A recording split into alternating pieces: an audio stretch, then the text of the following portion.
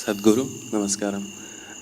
You mentioned in your previous discourses that 30% of the illnesses are body, while the rest are mind-created.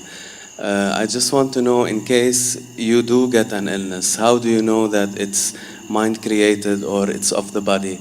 And in case it's psychosomatic in nature, what would be the emotional and the thought pattern that's behind it? How would you find that out and correct it if possible? Thank you.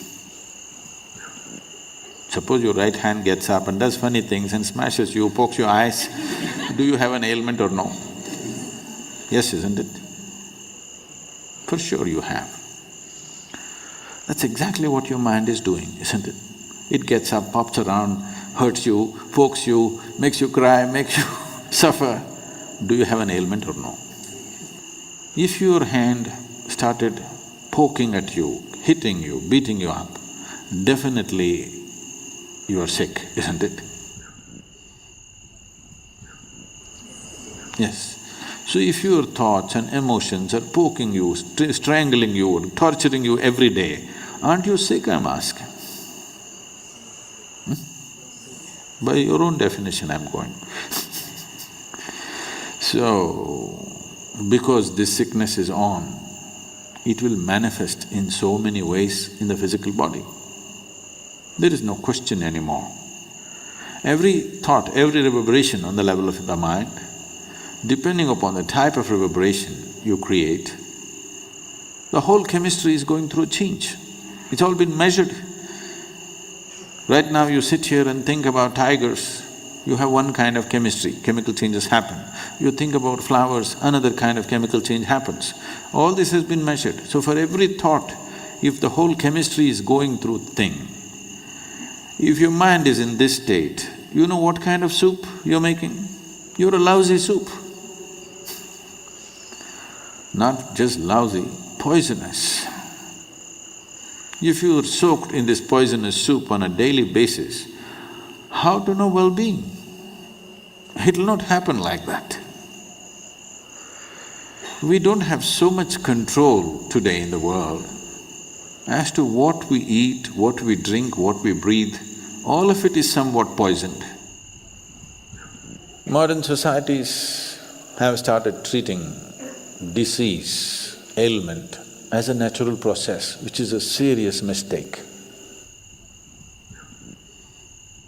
Ancient societies always saw disease as something wrong.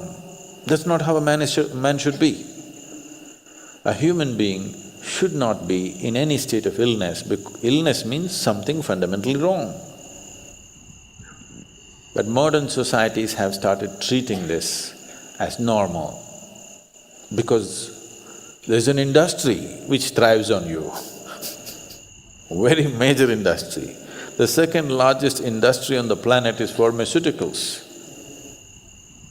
So, if the second largest industry on the planet is pharmaceuticals, there's too much lousy soup, isn't it? Every day you have to add something to this to make it… No. If you're willing, we can make this into a very wonderful soup. The chemistry is in a fantastic state. To be blissful is natural.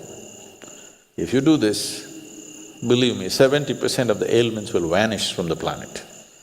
Another 30%, there are many external influences which are not always in control. You cannot control that, only to some extent. So, if you're constantly creating a nasty chemistry within you, how is life within you supposed to understand you're seeking well-being? How? It's just unfair. Life within you thinks, he likes ailments and gives it to you. Yes? If you're poisoning your system from within, for which there is substantial proof, for every thought and emotion, the chemical composition of your body is changing, if you're creating poison from within you and you want to live well, how is it? Life doesn't work like that.